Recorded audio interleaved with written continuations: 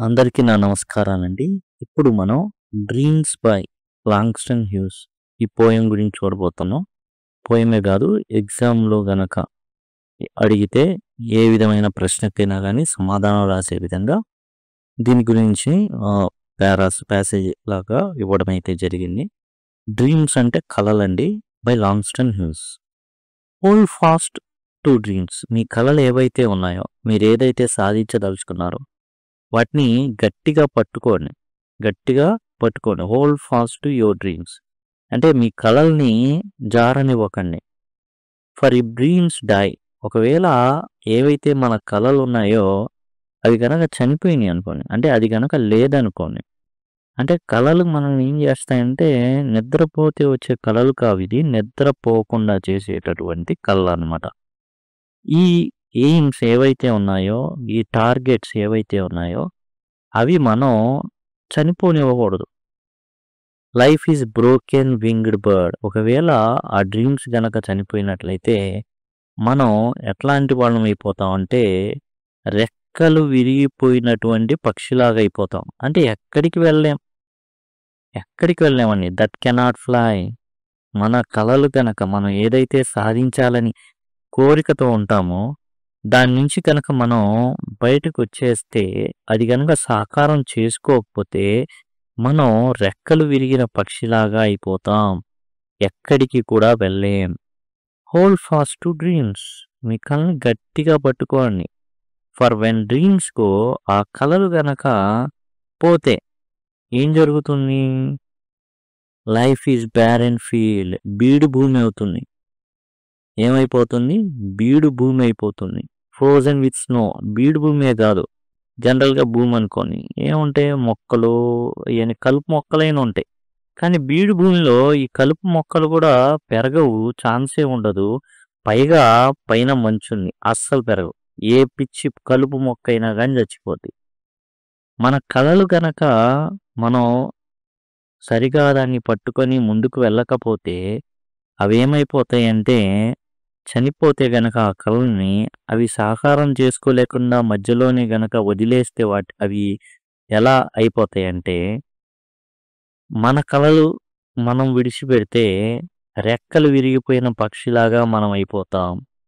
మన కళలు గనక మనం సరిగా సాకారం చేసుకోకుండా వాటిని గనక వదిలేసినట్లయితే మన జీవితాలు బీడు భూమిలాగా అయిపోతాయి. కలలు లేని వ్యక్తి ఎలా అవుతాడు అంటే రెక్కలు విరిగిన పక్షిలాగా అయిపోతాడు. తాను అనుకున్నది సాధించడం మర్చిపోయినటువంటి వ్యక్తి జీవితం బీడు భూమిలాగా మారిపోతుంది. తెలుగులో మనం చూసుకుంటే స్వప్నాలను గట్టిగా పట్టుకోండి.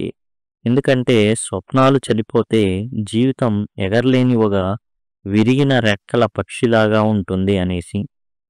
ఓకే, స్వప్నాలను గట్టిగా పట్టుకోండి. ఎందుకంటే స్వప్నాలు చనిపోతే జీవితం ఎగరలేని ఒక విరిగిన రెక్కల పక్షి లాంటిది. స్వప్నాలని గట్టిగా పట్టుకోండి. ఎందుకంటే స్వప్నాలు గనక పోతే, మనం గనక మర్చిపోతే లేదా వదిలిపోతే జీవితం మంచుతో నిలిచిపోయినటువంటి ఒక నిర్జీవ క్షేత్రం, బీడు భూమిలాగా మన జీవితాలు అనేవి అయిపోతాయి. ఇక మనం ఏదైనా ఎగ్జామ్లో గనక అడిగినట్లయితే, ఏమన్నా అడిగారనుకోండి, రాయండి ఈ పోయం గురించి అని అడిగినా, ఏ ప్రశ్న అడిగినా కానీ రాయడానికి వీలుగా ఉండేటటువంటి పీస్ ఆఫ్ రైటింగ్ ఇది. ఎస్సే. లాంగ్‌స్టన్ హ్యూస్ 1901లో జన్మించారు. 1901లో, 1967లో మరణించడం జరిగింది. అమెరికన్ రైటర్ ఈయన. అలానే కవి కూడా. He was key figure in Harlem renaissance. ఈయన ఏంటంటే హార్లెమ్ రెనేసా అంటే ఏంటి? అమెరికన్ అండ్ ఆఫ్రికన్ కల్చర్స్ రెండు కూడా ఎదిగినటువంటి పీరియడ్ అనమాట ఈ Harlem renaissance. A time when African American culture flourished. African American culture రెండు కూడా అమెరికా గడ్డ మీదండి. ఆఫ్రికా వాళ్ళు ఆఫ్రికాలో ఉన్నారు.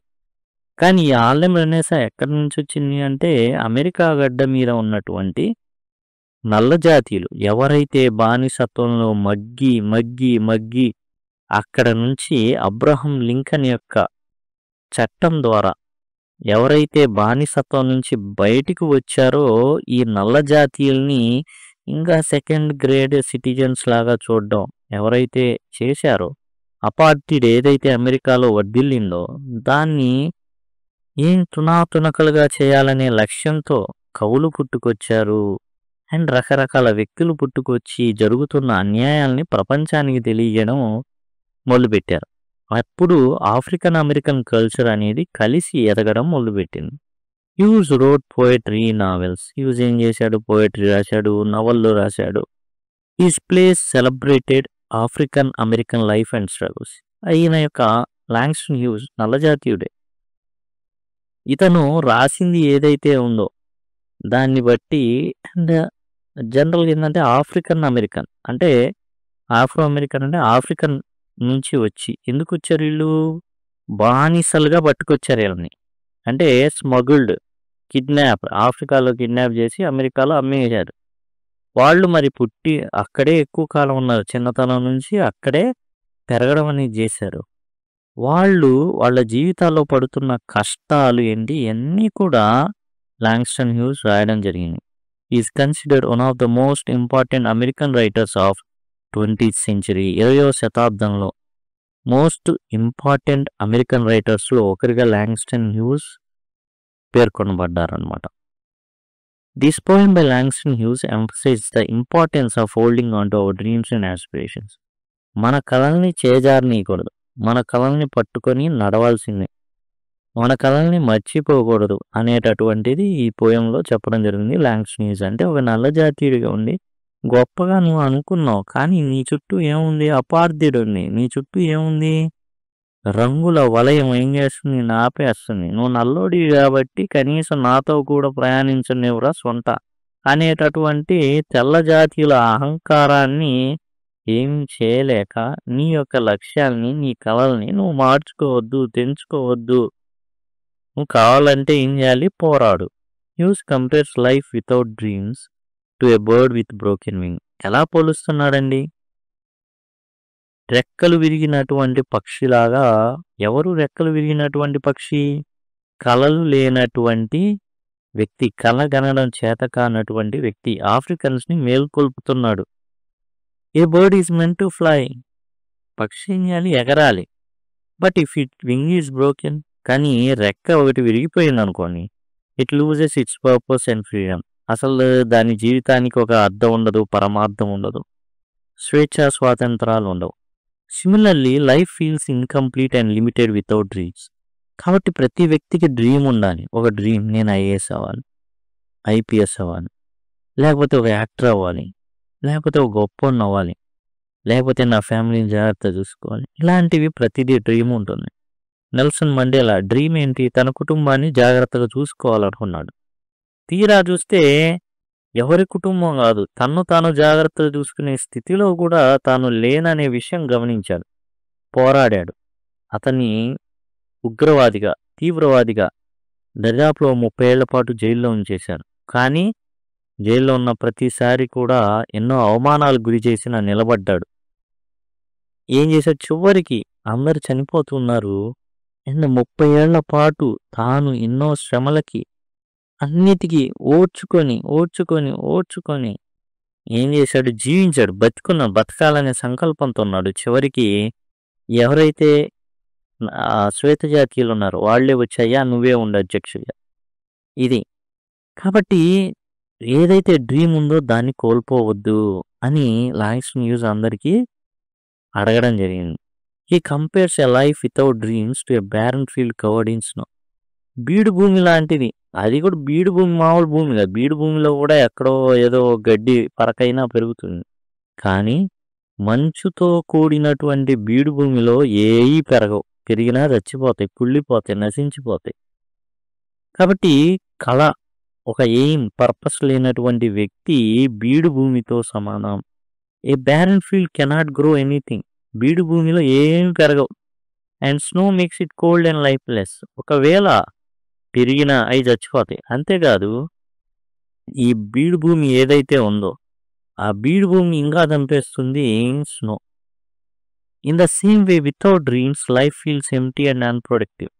ఎటువంటి కళలు గనక లేకపోతే, లక్ష్యాలు గనక లేకపోతే మన జీవితాలు ఖాళీగా ఉంటాయి అండ్ అన్ప్రొడక్టివ్గా ఉంటాయి. అంటే ఎలాంటిది పండదు. ఏమీ చేయలేం. అంతా నిష్ఫలం. అంతా నిష్ప్రయోజనం.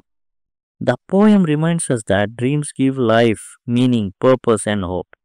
కలలనేవి మనం ఏవైతే లక్ష్యాలుంటాయో జీవితానికి ఒక అర్థాన్ని, పరమార్థాన్ని, ఆశని చిగురింపజేస్తాయన్నమాట. Holding on to them helps us move forward. ఆ కలల్ని గనక మనం జాగ్రత్తగా ఒడిసి పట్టుకుంటే, గట్టిగా పట్టుకుంటే ఎంతో కొంత ముందుకెళ్ళగలుగుతాం. చాలా కష్టమైన పరిస్థితులు వచ్చినప్పటికీ కూడా. ఇదండి టోటల్‌గా. అండ్ మనం చూసుకున్నట్లయితే 'డ్రీమ్స్' బై లాంగ్‌స్టన్ హ్యూస్. ఏం లేదు, సింపుల్‌గా ఏం చెప్తాడంటే లాంగ్‌స్టన్ హ్యూస్ నల్ల జాతీయుల్ని మీరు ఏదైతే లక్ష్యాలు పెట్టుకోండి, ఎదగటానికి ప్రయత్నించండి. అవును, బానిసత్వం మనల్ని చిదిమేసింది. అయినా మనం ఏం చేయాలి? ఒక లక్ష్యాన్ని కలిగి ఉండాలి. లక్ష్యం లేని బతుకు అంటే ఏంటి? రెక్క విరిగినటువంటి పక్షి లాంటిది ఆ బ్రతుకు. లక్ష్యం లేని బ్రతుకు. లక్ష్యం లేని బ్రతుకు బీడు భూమి లాంటిది. బీడు భూమే.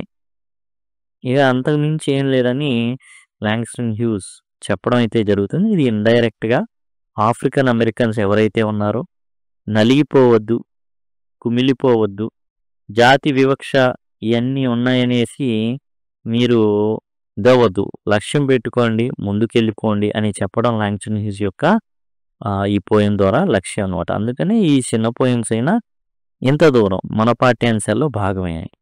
Thank you. Thanks a lot.